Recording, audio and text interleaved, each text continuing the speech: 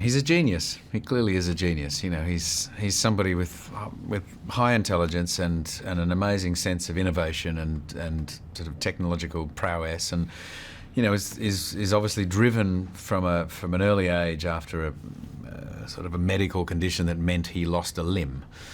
But he wasn't going to accept that, and he developed for himself a version of a working arm, and you know clearly that has been a driving force in his life, where I think for a lot of us we don't tend to accept things about ourselves and we want to improve ourselves if we can, and I think for Dr. Emil Harting it's just very extreme. It's extreme, you know, to the point where we then find him in this film, in Bloodshot, where he's brought a man back to life, and not only has he brought him back to life, but he's developed a technology that turns this man now into a superhuman. So I think, you know, that just as a starting point would be very appealing to people. The idea that, you know, again, we don't have to accept who we are. We can actually be a more superhuman version of ourselves. And, you know, that's kind of exciting and it's scary all at the same time.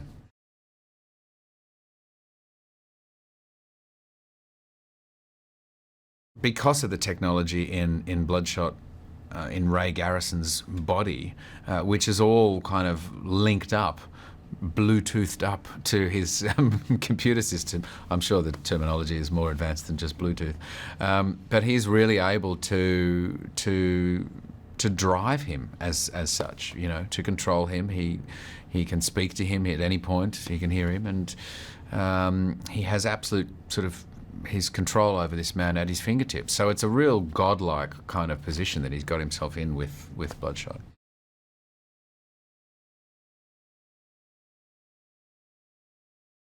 When you look at this story, and of course once you get further into the film and you realise what's happening, the idea that a story is being created and implanted into Bloodshot's mind as a memory, to therefore act as a driver for Bloodshot to behave in a particular way, that is quite profound and it's brilliant. That's what it was about the script that I really liked and really wanted to get on, why I wanted to get on board.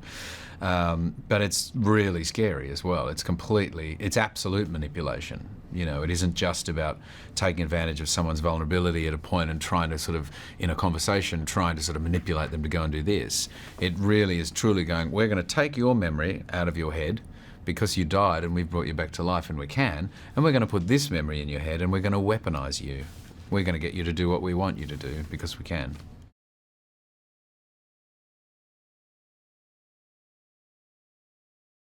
To really do this on a very personal, specific level, where the driver is love, using love to weaponize somebody, using that emotion to really weaponize somebody, and so that then Harting can actually either, you know, get rid of some characters that are there to upend his program, or that have information that needs to be not. What's the word? That he wants to stop getting out.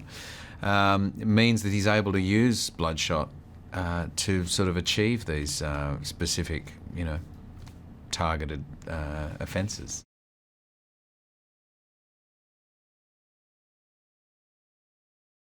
He just sort of seems like a fairly affable, nerdy, kind of sciencey kind of guy, you know, and for me, it was about finding the balance between this sort of ethical drive to kind of do good, amazing work, but also, you know, sitting on the fence where he can tip over into sort of immoral and unquestionable or questionable behaviour kind of easily.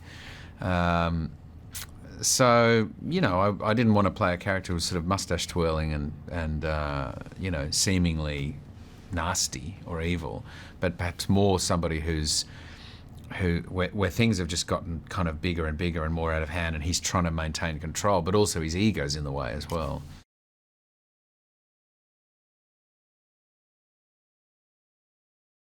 Well, he needs a team of people to work with him. He needs, you know, he can't just do this on his own. And obviously Tibbs, Dalton and Eiza's character KT have all suffered injuries during military combat.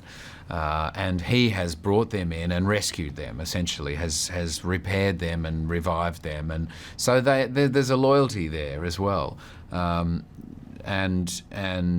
he also has control over them. So it's a very fine line between loyalty and control, I guess, which probably occurs in most, loyal situations.